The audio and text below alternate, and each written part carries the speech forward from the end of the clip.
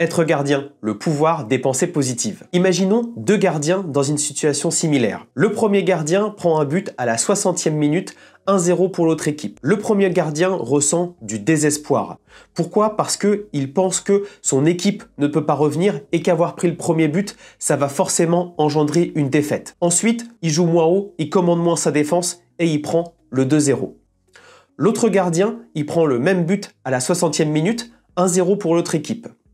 Le gardien se sent un peu en colère contre lui, il est déçu, mais va continuer à jouer haut. Pourquoi? Parce qu'il sent son équipe qui peut revenir et il sait que prendre un but dans un match de foot, ça fait partie du jeu.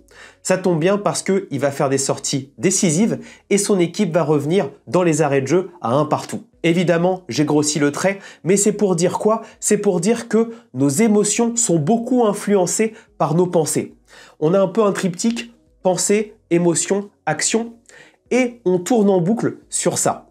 Et notamment, c'est super important pour un gardien parce que lors d'un match, on a le temps de penser, on a le temps de gamberger quand le ballon est dans l'autre partie du terrain et qu'on pense à autre chose. Ce qu'il faut surtout se dire, c'est comment j'arrive à penser positif. Pourquoi? Parce que les pensées positives engendrent des émotions positives et généralement plutôt des actions positives.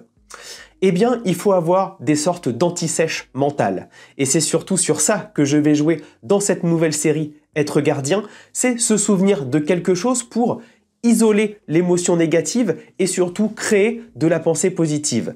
C'est pas toujours facile, mais c'est super important. Alors, la première anti-sèche que je vous donne, c'est toujours de penser positif pour engendrer ces émotions positives et ces actions positives. Dites-moi ce que vous en pensez en commentaire sur le pouvoir des pensées positives. Si tu veux suivre toutes mes vidéos, pense à t'abonner.